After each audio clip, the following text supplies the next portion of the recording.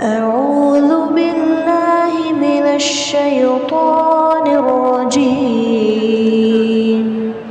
بسم الله الرحمن الرحيم. لو أنزلنا هذا القرآن على جبل لرأيته خاشعا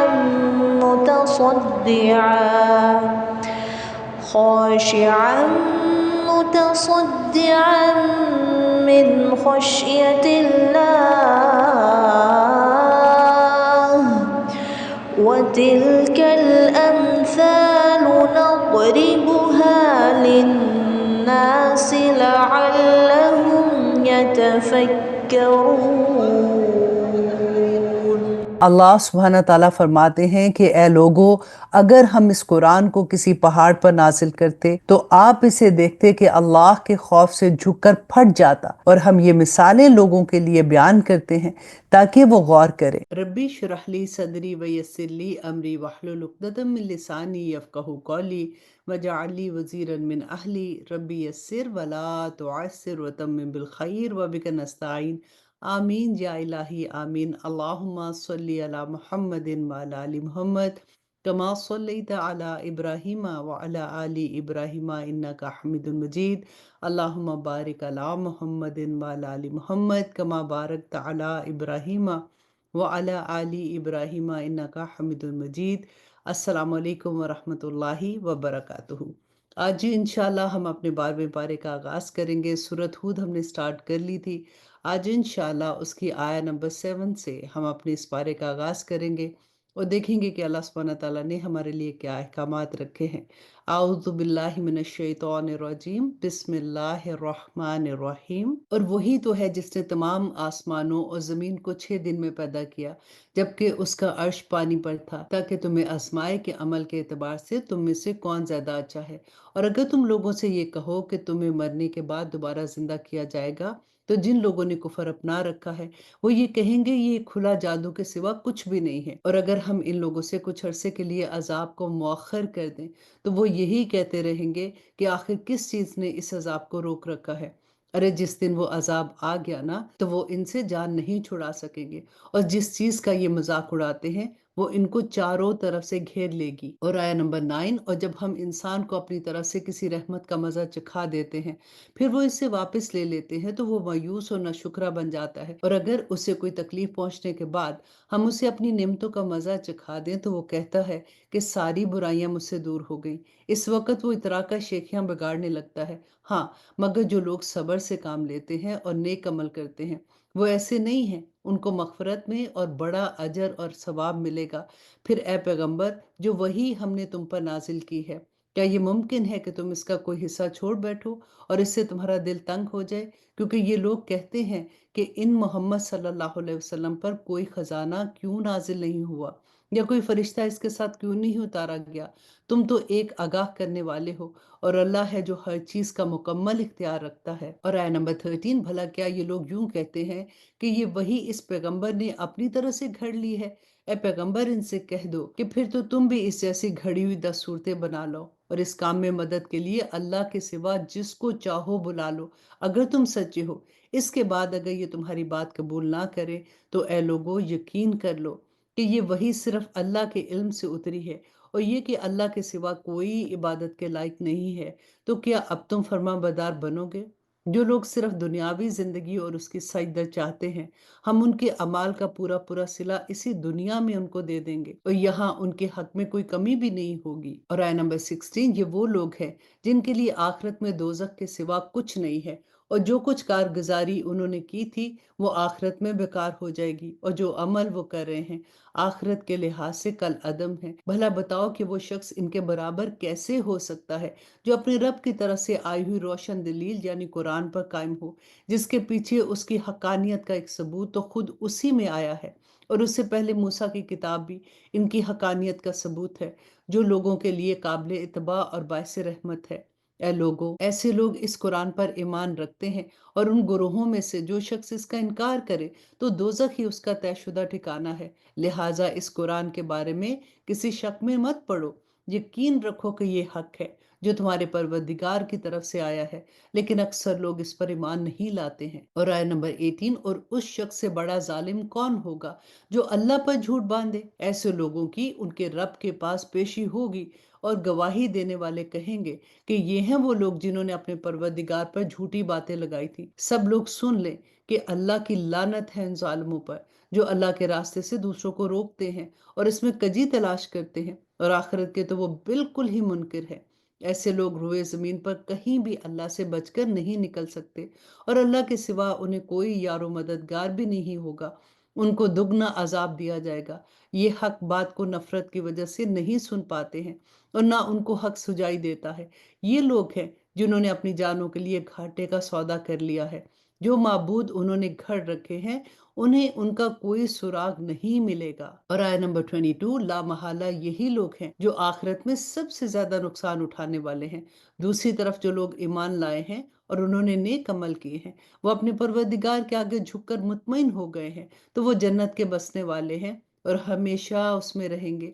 इन दो ग्रोहों की मिसाल ऐसी है जैसे एक अंधा और एक बहरा हो और दूसरा देखता भी हो और सुनता भी हो। क्या ये दोनों अपने हालात में बराबर हो सकते हैं? क्या फिर भी तुम इबरत हासिल नहीं करते हो? और हमने नूह को इनकी कौम के पास ये पैगाम देकर भेजा कि मैं तुम्हें इस बात से साफ साफ आगाह करने वाला पैगंबर हूं कि अल्लाह के सिवा किसी और की इबादत ना करो। यकीन जानो मुझे तुम पर एक दुख देने वाले दिन के अजाब का अंदेशा है। उस पर उसकी कौम के वो सरदार लोग जिन्होंने कुफर इख्तियार कर लिया था कहने लगे कि हमें तो इससे भी ज्यादा तुम पर कोई बात नजर नहीं आ रही कि तुम हम ही जैसे एक इंसान हो, और हम ये भी देख रहे हैं कि सिर्फ वो लोग तुम्हारे पीछे लगे हैं जो हम में से ज्यादा बेहैसियत हैं और वो सतही तौर पर अपनी राय रखते हैं। और आय नंबर 27, और हमें तुम में कोई ऐसी बात भी दिखाई नहीं देती जिसकी वजह से हम पर तुम्हें कोई फजीलत हासिल हो, बल्कि हमारा ख्याल तो यह है कि तुम सब झूठे हो। नूह ने कहा, ए मेरी कौम, जरा मुझे ये तो बताओ कि अगर मैं अपने परवरदिगार की तरफ से आई हुई एक रोशन हदायत पर कायम हूँ और उसने मुझे खास अपने पास से एक रहमत यानी नबूवत अता फरमाई है, फिर भी वो तुम्हें सुजाई नहीं दे रही, तो क्या हम उसको तुम पर जबरदस्ती मुसल्लत करेंगे जबकि तुम उसको नापसंद करते हो? और है मेरी कौम, मैं इस तबलीग पर तुमसे कोई माल नहीं मांगता हूँ। मेरा अजर अल्लाह के सिवा किसी और के जिम्मे नहीं है, और जो लोग ईमान ला चुके हैं मैं उनको धुतकारने वाला नहीं हूँ। इन सब को अपने रब से जा मिलना है, लेकिन मैं तो ये देख रहा हूँ कि तुम ऐसे लोग हो जो नादानी की बातें कर रहे हो। और है मेरी कौम, अगर मैं इन लोगों को धुतकार दूं तो कौन मुझे अल्लाह की पकड़ से बचाएगा? क्या तुम फिर भी ध्यान नहीं दोगे? और मैं तो तुमसे ये नहीं कह रहा कि मेरे कब्जे में अल्लाह के खजाने हैं। ना मैं गायब की सारी बातें जानता हूँ और ना मैं तुमसे ये कह रहा हूँ कि मैं कोई फरिश्ता हूँ। आया नंबर 31, और जिन लोगों को तुम्हारी निगाहें हकीर समझती हैं उनके बारे में भी मैं ये नहीं कह सकता कि अल्लाह उन्हें कभी कोई भलाई अता नहीं करेगा। उनके दिलों में जो कुछ है उसे अल्लाह सबसे ज्यादा जानता है। अगर मैं उनके बारे में ऐसी बातें कहूं तो मेरा शुमार यकीनन जालिमों में होगा। उन्होंने कहा कि एनू, तुम हमसे बहस कर चुके और बहुत बहस कर चुके। अब अगर तुम सच्चे हो तो ले आओ वो अजाब जिसकी तुम धमकी दे रहे हो। नूह ने कहा कि उसे तो अल्लाह ही तुम्हारे पास लेकर आएगा अगर वो चाहेगा, और तुम उसे बेबस नहीं कर सकते। अगर मैं तुम्हारी खैर ख्वाही करना चाहूं तो मेरी खैर ख्वाही इस सूरत में तुम्हारे कोई काम नहीं आ सकती जब अल्लाह ही ने तुम्हारी जिद और हट दर्मी की वजह से तुम्हें गुमराह करने का इरादा कर लिया हो। और आया नंबर 34, वही तुम्हारा परवरदिगार है और उसी के पास तुम्हें वापस ले जाया जाएगा। भला क्या अरब के ये काफी लोग कहते हैं कि मोहम्मद सल्लल्लाहु अलैहि वसल्लम ने ये कुरान अपनी तरह से घड़ लिया है? ए पैगंबर, कह दो कि अगर मैंने इसे घड़ लिया होगा तो मेरे जुर्म का वबाल मुझी पर होगा, और जो जुर्म तुम कर रहे हो मैं इसका जिम्मेदार नहीं हूँ। और नूह के पास वही भेजी गई कि तुम्हारी कौम में से जो लोग अब तक ईमान ला चुके हैं उनके सिवा अब कोई और ईमान नहीं लाएगा। लिहाजा जो हरकतें ये लोग कर रहे हैं तुम इस पर सदमा ना करो, और हमारी निगरानी में और हमारी वही की मदद से कश्ती बनाओ, और जो लोग जालिम बन चुके हैं उनके बारे में मुझसे कोई बात ना करना। ये अब गर्क होकर रहेंगे। और आय नंबर 38, चुनाचे वो कश्ती बनाने लगे, और जब भी उनके कौम के कुछ सरदार उनके पास से गुजरते तो उनका मजाक उड़ाते थे। नूर ने कहा कि अगर तुम हम पर हंसते हो तो जैसे तुम हंस रहे हो इसी तरह हम भी तुम पर हंसते हैं। अनकरीब तुम्हें पता चल जाएगा कि अजाब किस पर आ रहा है, اور جو اسے رسوا کر کے رکھ دے گا، اور کس پر وہ قہر نازل ہونے والا ہے جو کبھی نہیں ٹلے گا، یہاں تک کہ جب ہمارا حکم آ گیا اور تندور ابل پڑا تو ہم نے نوح سے کہا کہ اس کشتی میں ہر قسم کے جانوروں میں سے دو دو کے جوڑے سوار کر لو، اور تمہارے گھر والوں میں سے جن کے بارے میں پہلے کہا جا چکا کہ وہ کفر کی وجہ سے غرق ہوں گے، ان کو چھوڑ کر باقی گھر والوں کو بھی اور جتنے لوگ ایمان لائے ہیں ان کو بھی ساتھ لے لو۔ اور تھوڑے سے ہی لوگ تھے جو ان کے ساتھ ایمان لائے تھے، اور نوح نے ان سب سے کہا کہ اس کشتی میں سوار ہو جاؤ، اس کا چلنا بھی اللہ ہی کے نام سے ہے اور لنگر ڈالنا بھی، یقین رکھو کہ میرا پروردگار بہت بخشنے والا اور بڑا مہربان ہے۔ اور وہ کشتی پہاڑوں جیسی موجوں کے درمیان چلتی جا رہی تھی، اور نوح نے اپنے اس بیٹے کو جو سب سے الگ تھا آواز دی کہ بیٹے ہمارے ساتھ سوار ہو جاؤ اور کافروں کے ساتھ نہ رہو۔ آیا نمبر 43، وہ بولا کہ میں ابھی کسی پہاڑ کی پناہ لے لوں گا جو مجھے پانی سے بچا لے گا۔ نوح نے کہا کہ آج اللہ کے حکم سے کوئی کسی کو بچانے والا نہیں ہے سوائے اس کے جس پر وہی رحم فرما دے۔ اس کے بعد ان کے درمیان موج حائل ہو گئی اور ڈوبنے والوں میں وہ شامل ہو گیا، اور حکم ہوا کہ اے زمین اپنا پانی نگل لے اور اے آسمان تھم جا۔ چنانچہ پانی اتر گیا اور سارا قصہ چکا دیا گیا۔ کشتی جودی پہاڑ پر آ ٹھہری اور کہہ دیا گیا کہ بربادی ہے اس قوم کو جو ظالم ہو۔ اور آیہ نمبر 45، اور نوح نے اپنے پروردگار کو پکارا اور کہا کہ اے میرے پروردگار، میرا بیٹا میرے گھر ہی کے ایک فرد میں سے تھا، اور بے شک تیرا وعدہ تو سچا تھا اور تو سارے حاکموں سے بڑھ کر حاکم ہے۔ اللہ سبحانہ تعالیٰ نے فرمایا کہ اے نوح، یقین جان کہ وہ تیرے گھر والوں میں سے نہیں ہے، وہ تو ناپاک عمل کا پلندہ ہے، لہٰذا مجھ سے ایسی چیز نہ مانگ جس کی تجھے خبر نہیں ہے۔ میں تجھے نصیحت کرتا ہوں کہ تم نادانوں میں شامل نہ ہو۔ نوح نے کہا کہ اے میرے پروردگار، میں آپ کی پناہ مانگتا ہوں اس بات سے کہ آئندہ آپ سے وہ چیز مانگوں جس کا مجھے علم نہیں ہے، اور اگر آپ نے میری مغفرت نہ فرمائی اور مجھ پر رحم نہ کیا تو میں بھی ان لوگوں میں شامل ہو جاؤں گا جو برباد ہو گئے ہیں۔ فرمایا گیا کہ اے نوح، اب کشتی سے اتر جا، ہماری طرف سے وہ سلامتی اور برکتیں لے کر جو تمہارے لیے بھی ہیں اور تمہارے ساتھ جتنی قومیں ہیں ان کے لیے بھی، اور کچھ قومیں ایسی ہیں جن کو ہم دنیا میں لطف اٹھانے کا موقع دیں گے، پھر ان کو ہماری طرف سے ایک دردناک عذاب آ پکڑے گا۔ اور آیہ نمبر 49، اے پیغمبر، یہ غائب کی کچھ باتیں ہیں جو ہم تمہیں وحی کے ذریعے بتا رہے ہیں، یہ باتیں نہ تو تم اس سے پہلے جانتے تھے نہ تمہاری قوم، لہٰذا صبر سے کام لو، اور آخری انجام متقیوں کے لیے ہی ان کے حق میں ہوگا۔ اور قوم عاد کے پاس ہم نے اس کے بھائی ہود کو پیغمبر بنا کے بھیجا۔ انہوں نے کہا کہ اے میری قوم، اللہ کی عبادت کرو، اس کے سوا تمہارا کوئی معبود نہیں ہے، تمہاری حقیقت اس کے سوا کچھ نہیں کہ تم نے جھوٹی باتیں تراش رکھی ہیں۔ اور آیہ نمبر 51، اے میری قوم، میں تم سے اس تبلیغ پر کوئی اجرت نہیں مانگتا، میرا اجر کسی اور نے نہیں، اس ذات نے اپنے ذمہ لیا ہے جس نے مجھے پیدا کیا ہے۔ کیا پھر بھی تم عقل سے کام نہیں لیتے؟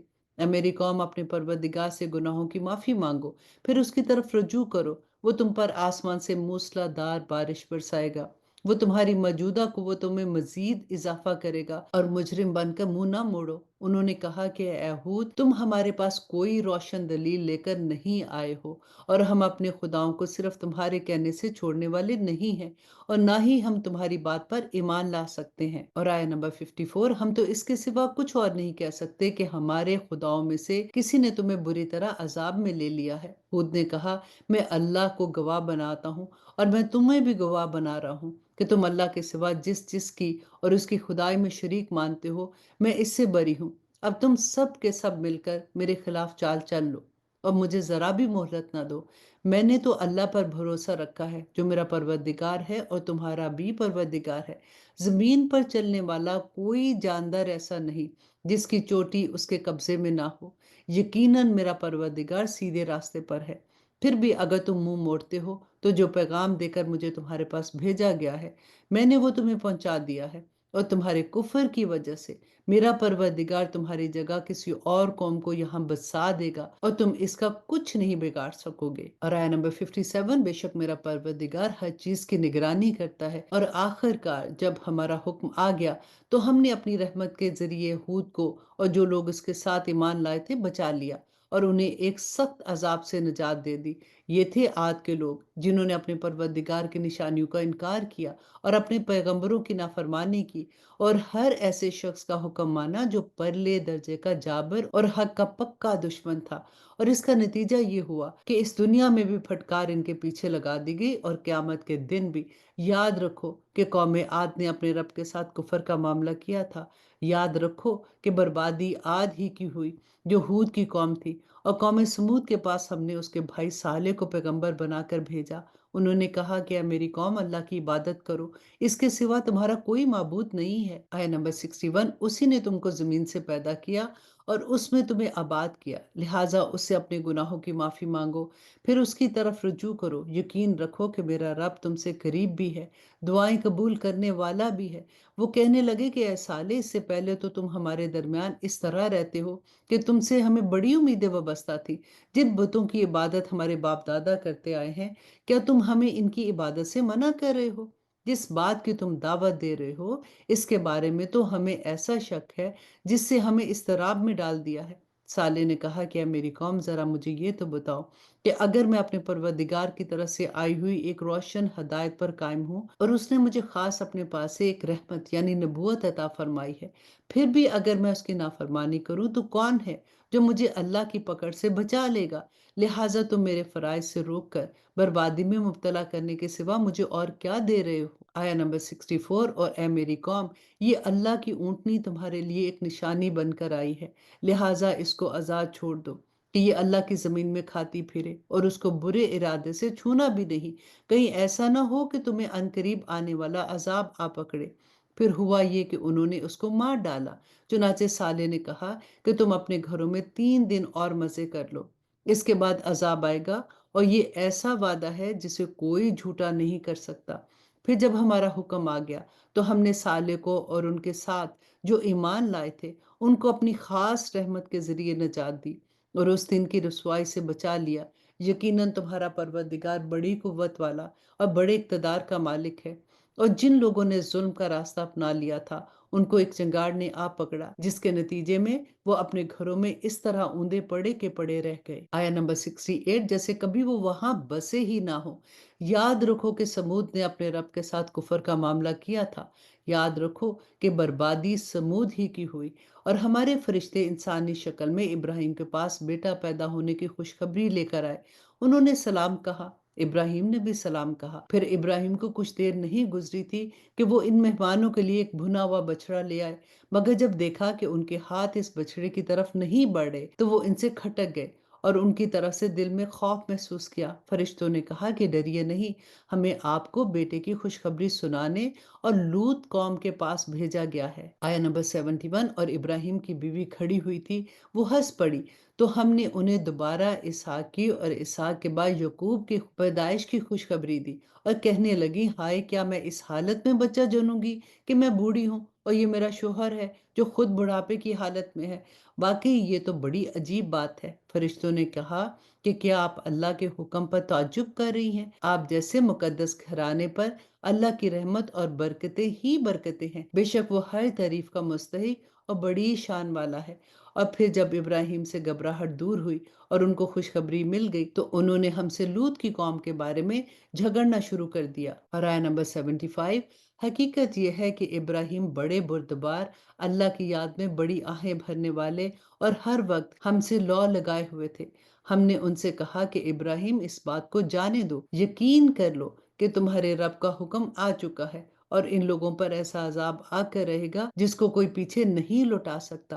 اور جب ہمارے فرشتے لوط کے پاس پہنچے تو وہ ان کی وجہ سے گھبرائے، ان کا دل پریشان ہوا اور وہ کہنے لگے کہ آج کا یہ دن تو بڑا ہی کٹن ہے۔ آیہ نمبر 78، اور ان کی قوم کے لوگ ان کے پاس دوڑے ہوئے آئے اور اس سے پہلے وہ برے کام کیا ہی کرتے تھے۔ لوط نے کہا کہ اے میری قوم کے لوگوں، یہ میری بیٹیاں موجود ہیں، یہ تمہارے لیے کہیں زیادہ پاکیزہ ہیں، اس لیے اللہ سے ڈرو اور میرے مہمانوں کے معاملے میں مجھے رسوا نہ کرو۔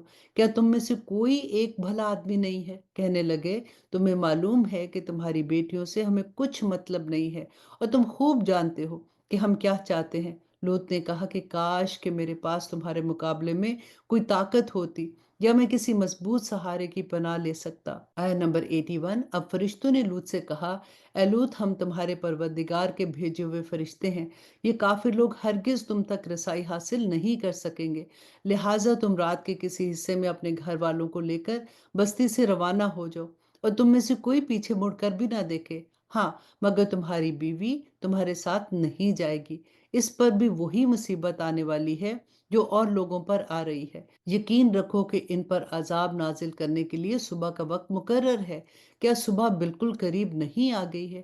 پھر جب ہمارا حکم آ گیا تو ہم نے اس زمین کے اوپر والے حصے کو نیچے والے حصے میں تبدیل کر دیا اور ان پر پکی مٹی کی تہ بتہ پتھر برسائے۔ اور آیت نمبر 83، جن پر تمہارے رب کی طرح سے نشان لگے ہوئے تھے، اور یہ بستی مکہ کے ان ظالموں سے کچھ دور تو نہیں ہے، اور مدین کی طرف ہم نے ان کے بھائی شعیب کو پیغمبر بنا کر بھیجا، انہوں نے ان سے کہا کہ اے میری قوم، اللہ کی عبادت کرو، اس کے سوا تمہارا کوئی معبود نہیں ہے، اور ناپ تول میں کمی مت کرو، میں دیکھ رہا ہوں کہ تم لوگ خوشحال ہو، اور مجھے تم پر ایک ایسے دن کے عذاب کا خوف ہے جو تمہیں چاروں طرح سے گھیر لے گا۔ اور آیت نمبر 85، اور اے میری قوم کے لوگوں، ناپ تول پورا پورا کیا کرو، اور لوگوں کو ان کی چیزیں گھٹا کر نہ دیا کرو، اور زمین میں فساد پھیلاتے مت پھرو، اگر تم میری بات مانو تو لوگوں کے حق ان کو دینے کے بعد جو کچھ اللہ کا دیا بچ رہے وہ تمہارے حق میں کہیں بہتر ہے، اور اگر نہ مانو تو میں تم پر پہرے دار تو مقرر نہیں ہوا ہوں۔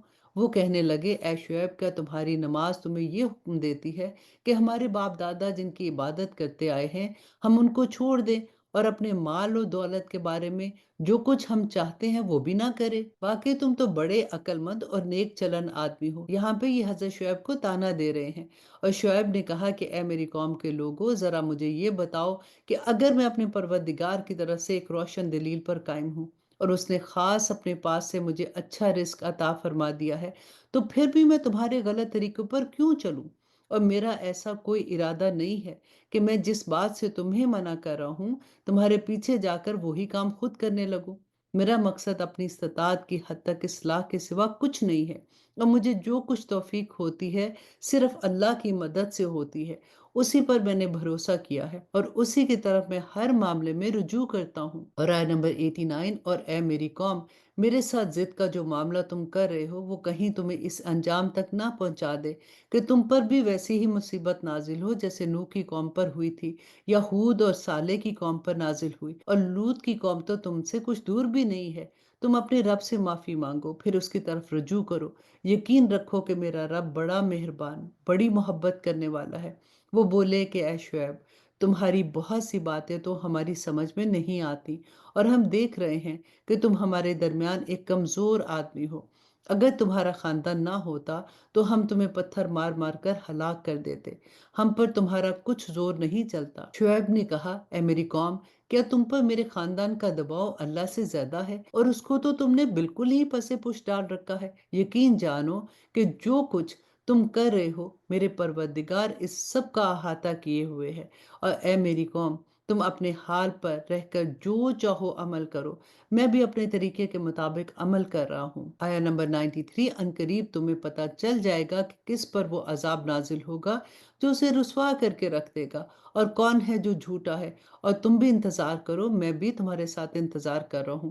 اور آخرکار جب ہمارا حکم آ پہنچا تو ہم نے شعیب کو ان کے ساتھ جو ایمان لائے تھے ان کو اپنی خاص رحمت سے بچا لیا، اور جن لوگوں نے ظلم کیا تھا انہیں ایک چنگاڑ نے آ پکڑا، اور وہ اپنے گھروں میں اس طرح اوندے منہ گرے رہ گئے جیسے کبھی وہاں بسے ہی نہ تھے۔ یاد رکھو، مدین کو بھی ویسے ہی بربادی ہوئی جیسے بربادی سمود کی ہوئی تھی، اور ہم نے موسیٰ کو اپنی نشانیوں اور روشن دلیل کے ساتھ پیغمبر بنا کر فرعون اور اس کے سرداروں کے پاس بھیجا، تو انہوں نے فرعون کی ہی بات مانی، حالانکہ فرعون کی بات کوئی ٹھکانے کی بات نہیں تھی۔ وہ قیامت کے دن اپنی قوم کے آگے آگے ہوگا اور ان سب کو دوزخ میں لا اتارے گا، اور وہ بدترین ٹھکانہ ہے جس پر وہ اترے گا۔ اور آیت نمبر 99، اور پھٹکار اس دن میں بھی ان کے پیچھے لگا دی گئی ہے، اور قیامت کے دن بھی یہ بدترین صلہ ہے جو کسی کو دیا جائے۔ یہ ان بستیوں کے کچھ حالات تھے جو ہم تمہیں سنا رہے ہیں، ان میں سے کچھ بستیاں وہ بھی ہیں جو ابھی اپنی جگہ پر کھڑی ہیں، اور کچھ کٹی ہوئی فصل کی طرح بے نشان بن چکی ہیں، اور ان پر ہم نے کوئی ظلم نہیں کیا बल्कि उन्होंने खुद अपनी जानों पर जुल्म किया था, जिसका नतीजा ये हुआ कि जब तुम्हारे परवरदिगार का हुक्म आया तो जिन माबूदों को वो अल्लाह के बजाय पुकारते थे वो उनके जरा भी काम नहीं आए, और उन्होंने उनको तबाही के सिवा और कुछ नहीं दिया।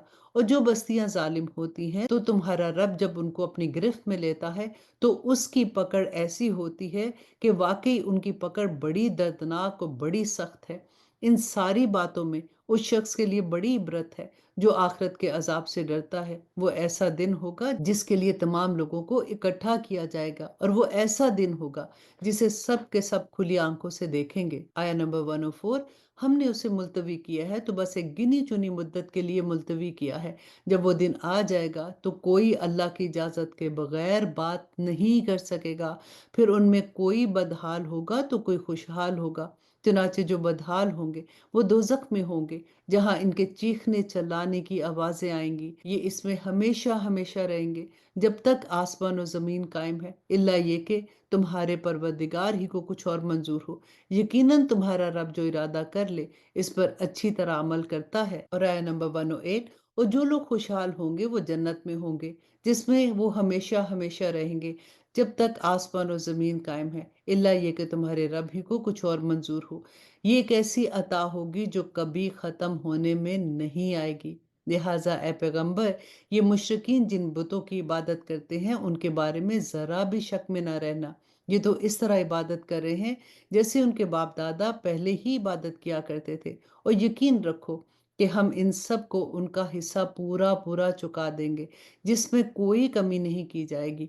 और हमने मूसा को किताब दी है तो इसमें भी इख्तलाफ किया गया था, और अगर तुम्हारे परवरदिगार की तरफ से एक बात पहले ही तय ना हो चुकी होती कि इनको पूरा अजाब आखिरत में दिया जाएगा तो इनका फैसला यही दुनिया में हो चुका होता। और ये लोग इसके बारे में अब तक सब किस्म के शक में पड़े हुए हैं।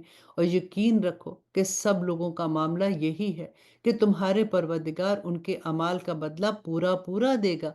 यकीनन वो इनके तमाम अमाल से पूरी तरह बाखबर है। लिहाजा ए पैगंबर, जिस तरह तुम्हें हुक्म दिया गया है उसके मुताबिक तुम भी सीधे रास्ते पर साबित कदम रहो, और वो लोग भी जो तौबा करके तुम्हारे साथ हैं, और हद से आगे ना निकलो। और आया नंबर 112। यकीन रखो कि जो अमल भी तुम करते हो वो उसे पूरी तरह देख रहा है। और मुसलमानों, इन जालिम लोगों की तरफ जरा भी ना झुकना, कहीं ऐसा ना हो कि दोजख की आग तुम्हें भी आ पकड़े और तुम्हें अल्लाह को छोड़कर किसी किस्म के दोस्त मुयस्सर ना आए, फिर तुम्हारा कोई मददगार भी ना हो। और ए पैगंबर, दिन के दोनों सिरों पर और रात के कुछ हिस्सों में नमाज कायम करो। यकीनन नेकियां बुराइयों को मिटा देती हैं। ये एक नसीहत है उन लोगों के लिए जो नसीहत माने, और सब्र से काम लो, इसलिए कि अल्लाह नेकी करने वालों का अजर जाया नहीं करता।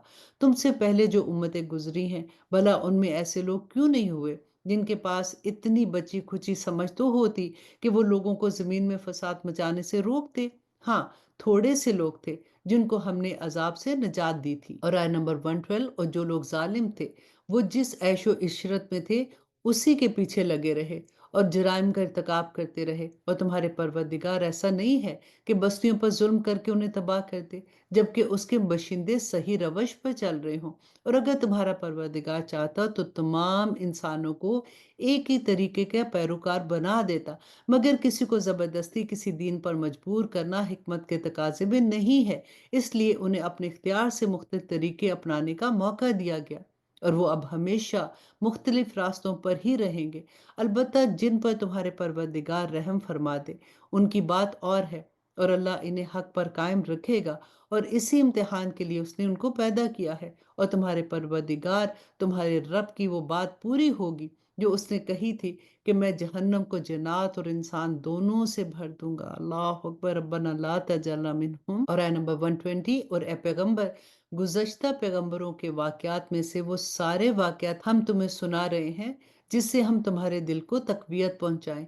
और इन वाकयात के ज़िमन में तुम्हारे पास जो बात आई है वो खुद भी हक है और तमाम मोमिनों के लिए नसीहत और याद दहानी भी है। और जो लोग ईमान नहीं ला रहे इनसे कहो कि तुम अपनी मौजूदा हालत पर अमल किए जाओ, हम भी अपने तरीके से अमल कर रहे हैं, और तुम भी अल्लाह के फैसले का इंतजार करो, हम भी इंतजार करते हैं। और इस सूरह की आखिरी आया, आसमान और जमीन में जितने पोशीदा भेद हैं वो सब अल्लाह के इल्म में है, اور اسی کی طرف سارے معاملات لوٹائے جائیں گے، لہٰذا اے پیغمبر اس کی عبادت کرو اور اس پر بھروسہ رکھو، اور تم لوگ جو کچھ کرتے ہو تمہارا پروردگار اسے بے خبر نہیں ہے۔ الحمدللہ یہاں پہ سورۃ ہود ختم ہوتی ہے، اور اب انشاءاللہ ہم سٹارٹ کرتے ہیں سورہ یوسف اور دیکھتے ہیں کہ اس میں اللہ سبحانہ تعالیٰ نے ہمارے لیے کیا احکامات رکھے ہیں۔ اس سے پہلے انشاءاللہ تھوڑا سا تعارف دیکھتے ہیں کہ یہ سورہ بھی مکہ مکرمہ میں نازل ہوئی ہے۔ بعض روایات میں ہے کہ کچھ یہودیوں نے رسول اللہ صلی اللہ علیہ وسلم سے یہ سوال کروایا تھا کہ بنی اسرائیل کے لوگ جو فلسطین کے باشندے تھے مصر میں جا کر کیوں آباد ہوئے؟ ان لوگوں کا خیال تھا کہ آپ کے پاس چونکہ بنی اسرائیل کی تاریخ معلوم کرنے کا کوئی ذریعہ نہیں ہے، اس لیے آپ اس کا جواب نہیں دے سکیں گے، اور اس طرح آپ کے خلاف یہ پروپیگنڈا کرنے کا موقع مل جائے گا کہ آپ معاذاللہ سچے نبی نہیں ہیں۔ اس سوال کے جواب میں اللہ سبحانہ تعالیٰ نے یہ پوری سورۃ یوسف نازل فرما دی، جس میں پوری تفصیل و وضاحت کے ساتھ حضرت یوسف علیہ السلام کا واقعہ بیان فرمایا گیا۔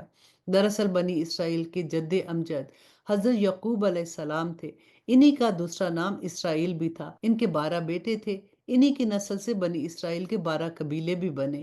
اس صورت میں بتایا گیا کہ حضرت یعقوب علیہ السلام اپنے صاحبزادوں کے ساتھ فلسطین میں مقیم تھے، جس میں حضرت یوسف علیہ السلام اور ان کے چھوٹے بھائی بنیامین بھی شامل تھے۔ ان دونوں کے ستیلے بھائی جو تھے انہوں نے سازش کر کے حضرت یوسف علیہ السلام کو ایک کنویں میں ڈال دیا، جہاں سے ایک قافلے نے انہیں اٹھا کر مصر کے ایک سردار کے ہاتھ بیچ دیا۔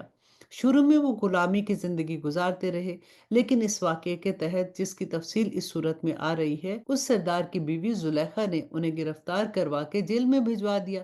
اللہ سبحانہ تعالیٰ کا کرنا ایسا ہوا کہ مصر کے بادشاہ کا ایک خواب جو وہ اس کی تعبیر پتا کرنا چاہ رہا تھا، جب یوسف علیہ السلام نے اس کی تعبیر بتائی تو بادشاہ اس پر مہربان ہوا اور انہیں نہ صرف جیل سے نکال کر باعزت بری کر دیا، بلکہ انہیں اپنا وزیر خزانہ بھی مقرر کر دیا اور بعد میں حکومت کے سارے اختیارات انہی کو سونپ دیے۔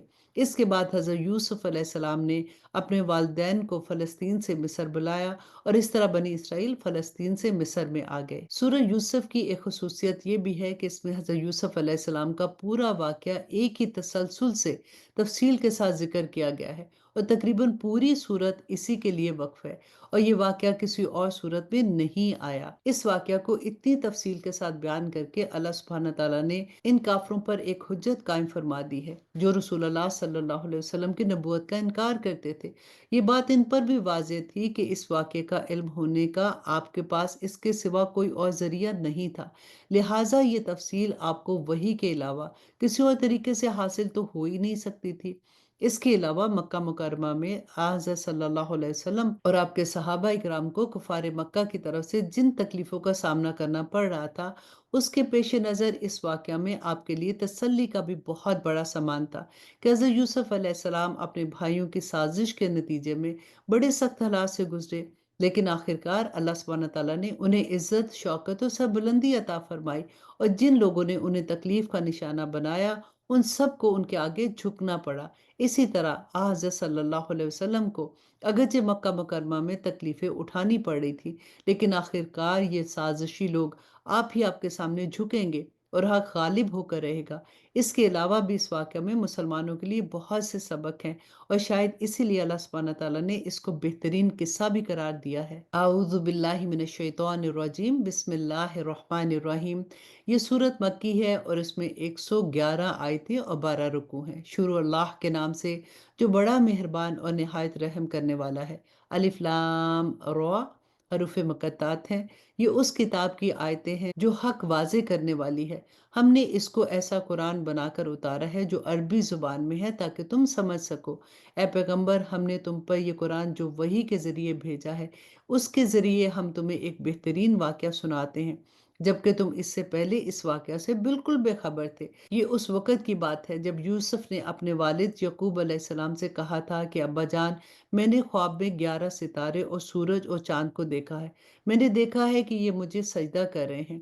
انہوں نے کہا کہ بیٹا، اپنا یہ خواب اپنے بھائیوں کو نہ بتانا، کہیں ایسا نہ ہو کہ وہ تمہارے لیے کوئی سازش تیار کریں، کیونکہ شیطان انسان کا کھلا دشمن ہے۔ اور آیت نمبر 6 میں اللہ سبحانہ تعالیٰ فرماتے ہیں، اور اسی طرح تمہارا پروردگار تمہیں نبوت کے لیے منتخب کرے گا اور تمہیں تمام باتوں کا صحیح مطلب نکالنا سکھائے گا، جس میں خوابوں کی تعبیر کا علم بھی داخل ہے، اور تم پر اور یعقوب کی اولاد پر اپنی نعمتیں اسی طرح پوری کرے گا جیسے اس نے اس سے پہلے تمہارے ماں باپ پر اور ابراہیم اور اسحاق پر پوری کی تھی۔ یقیناً تمہارا پروردگار علم کا بھی مالک ہے اور حکمت کا بھی مالک ہے۔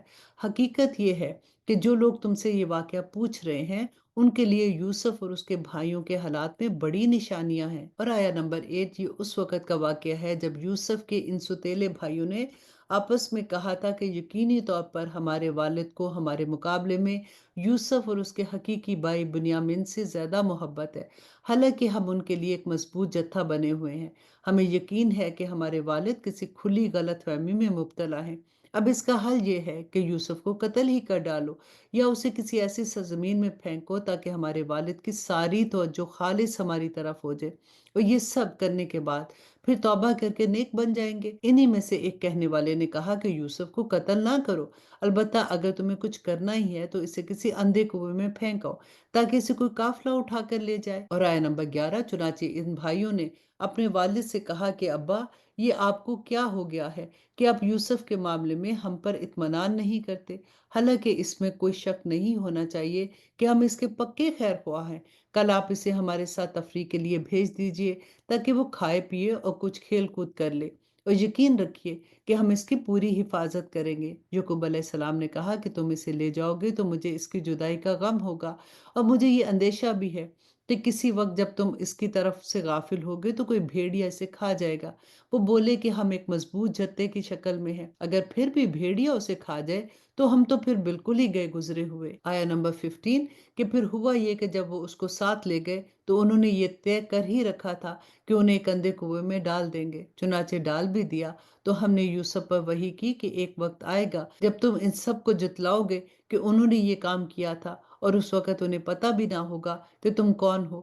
اور رات کو وہ سب اپنے باپ کے پاس روتے ہوئے پہنچ گئے، کہنے لگے کہ ابا جان، یقین جانیے ہم دوڑنے کا مقابلہ کرنے چلے گئے تھے اور ہم نے یوسف کو اپنے سامان کے پاس چھوڑا تھا، اتنے میں ایک بھیڑیا اسے کھا گیا، اور آپ ہماری بات کا یقین نہیں کریں گے چاہے ہم کتنے ہی سچے ہوں۔ اور وہ یوسف کی قمیص پر جھوٹ موٹ کا خون لگا کر بھی لے آئے۔ اور آیہ نمبر 18، ان کے والد نے کہا حقیقت یہ نہیں ہے بلکہ تمہارے دلوں نے اپنی طرح سے ایک بات بنا لی ہے، اب تو میرے لیے صبر ہی بہتر ہے، اور جو باتیں تم بنا رہے ہو ان پر اللہ ہی کی مدد درکار ہے۔ اور دوسری طرف جس جگہ انہوں نے یوسف کو کنویں میں ڈالا تھا وہاں ایک قافلہ آیا، قافلے کے لوگوں نے ایک آدمی پانی لانے کے لیے بھیجا، اور اس نے اپنا ڈول کنویں میں ڈالا تو وہاں یوسف علیہ السلام کو دیکھ کر پکار اٹھا، لو خوشخبری سنو، یہ تو ایک لڑکا ہے۔ اور قافلے والوں نے انہیں ایک تجارت کا مال سمجھ کر چھپا لیا، اور جو کچھ وہ کر رہے تھے اللہ کو اس کا پورا پورا علم تھا۔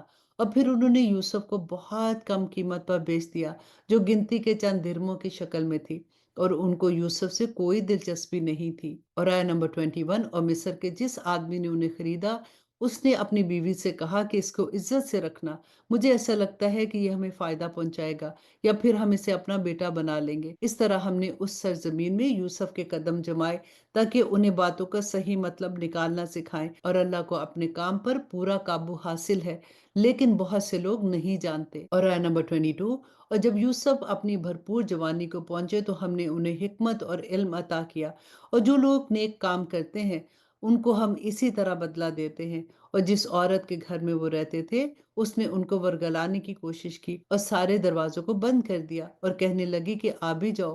یوسف نے کہا کہ اللہ کی پناہ، وہ میرا آقا ہے، اس نے مجھے اچھی جگہ رکھا ہے۔ سچی بات یہ ہے کہ جو لوگ ظلم کرتے ہیں انہیں فلاح حاصل نہیں ہوتی۔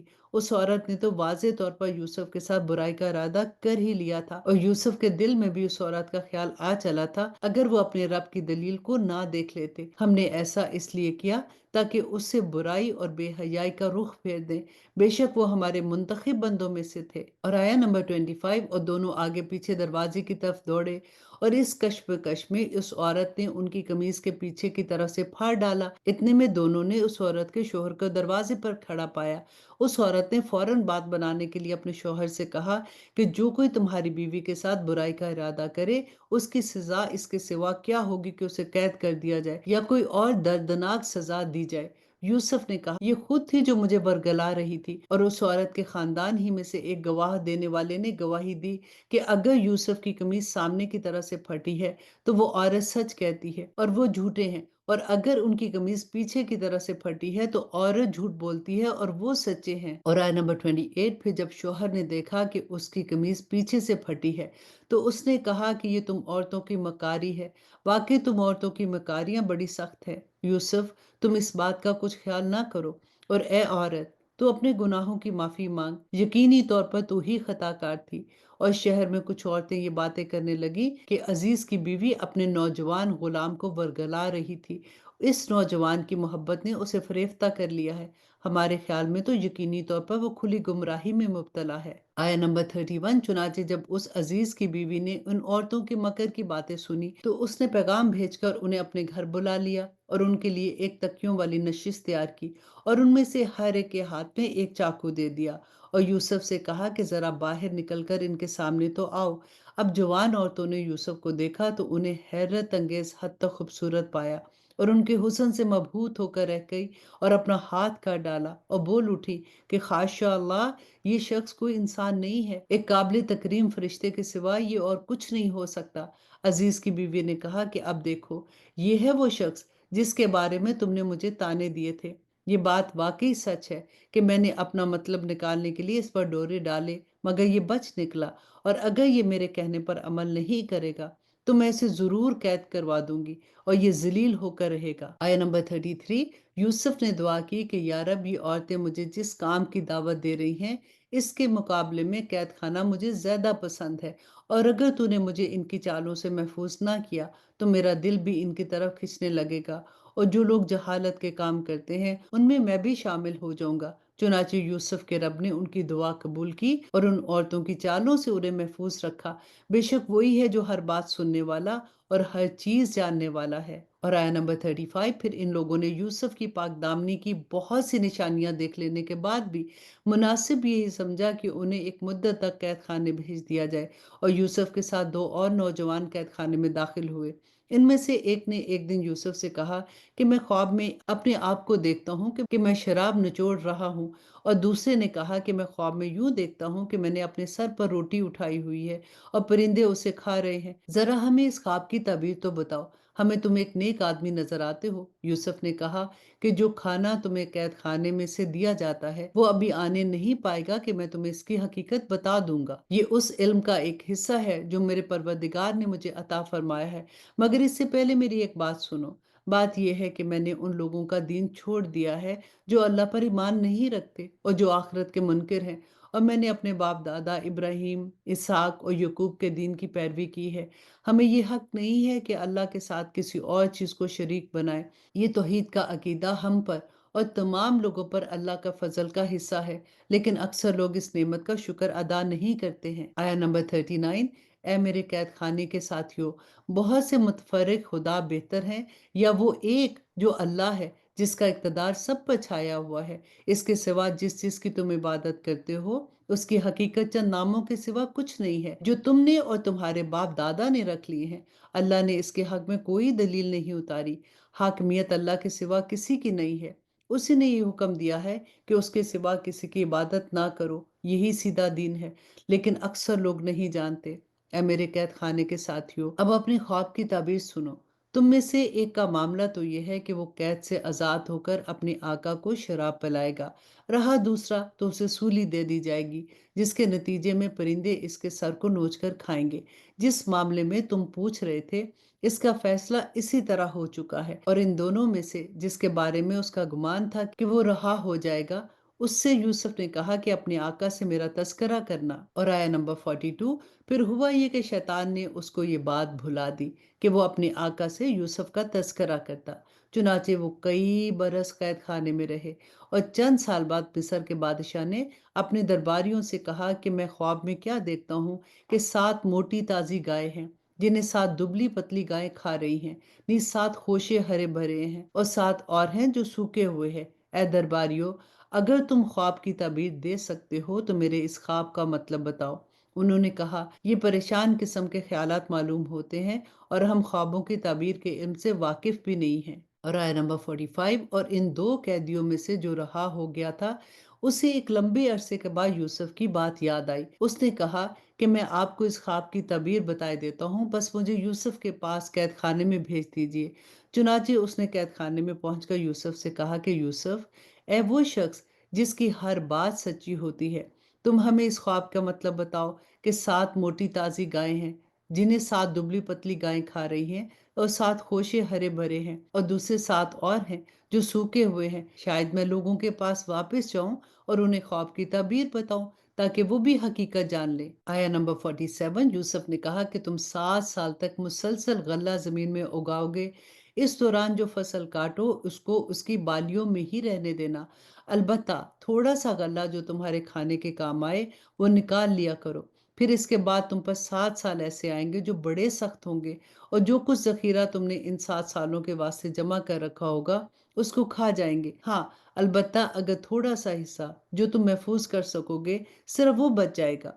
फिर इसके बाद 1 साल ऐसा आएगा जिसमें लोगों पर खूब बारिश होगी और वो इसमें अंगूर का शीरा नचोड़ेंगे। और आया नंबर 50, और बादशाह ने कहा कि इसको यानी यूसुफ को मेरे पास ले आओ। चुनाचे जब उनके पास एलची पहुंचा तो यूसुफ ने कहा कि अपने मालिक के पास वापस जाओ और उनसे पूछो कि उन औरतों का क्या किस्सा है जिन्होंने अपने हाथ काट डाले थे। मेरा परवरदिगार इन औरतों के मकर से खूब वाकिफ है। बादशाह ने उन औरतों को बुलाकर उनसे कहा कि तुम्हारा क्या किस्सा था जब तुमने यूसुफ को वरगलाने की कोशिश की थी। इन सब औरतों ने कहा कि खाशा अल्लाह, हमको इसमें जरा भी कोई बुराई मालूम नहीं हुई। अजीज की बीवी ने कहा कि अब तो हक बात सब खुल गई है, मैंने ही इसको वरगलाने की कोशिश की थी और हकीकत यह है कि वो बिल्कुल सच्चे हैं। और अब इस पारा की आखिरी आया कि जब यूसुफ को कैद खाने में इस गुफ्तगू की खबर मिली तो उन्होंने कहा कि ये सब कुछ मैंने इसलिए कहा ताकि अजीज को ये बात का यकीन हो जाए कि मैंने उसकी गैर मौजूदगी में उसके साथ कोई ख़यानत नहीं की,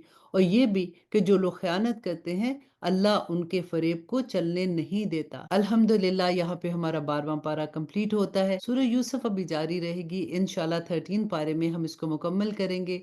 और अल्लाह सुब्हानहू तआला से दुआ करते हैं कि जो कुछ हमने पढ़ा है, क्योंकि सूरह यूसुफ में बहुत प्यारे सबक है, हमें बहुत प्यारा सबक ये मिलता है जब अपने दर्द दें तो फिर हमें कैसे सब्र करना है, और आखिर में कामयाबी तो हक को सच की होती है। अल्लाह सुब्हानहू तआला हमें अपने दीन पे कायम रहने वाला बना दे। आमीन सुम्मा आमीन। वंस अगेन टेस्ट देना नहीं भूलिएगा। अब इजाजत दीजिए। सुब्हाना रब्बिका रब्बिल इज्जति अम्मा यसिफून व सलामुन अलल मुरसलीन वल्हम्दुलिल्लाहि रब्बिल आलमीन। अस्सलाम वालेकुम व रहमतुल्लाहि व बरकातुहू। आप लोगों से मैं रिक्वेस्ट करूंगी कि आप हमारे चैनल इस्लाम विद आयशा को सब्सक्राइब कर लें ताकि आपको वक्त पर पता चले कि कौन सा कोर्स कब हो रहा है, क्योंकि जब बाद में आपका मैसेज आता है तो हमारा कोर्स ऑलरेडी स्टार्ट हो चुका होता है, फिर आपको 1 साल इंतजार करना पड़ता है। इसलिए हमारे चैनल को सब्सक्राइब कर लीजिए ताकि आप लोगों को वक्त पर इंफॉर्मेशन मिल जाए। अस्सलाम वालेकुम व रहमतुल्लाहि व बरकातुहू।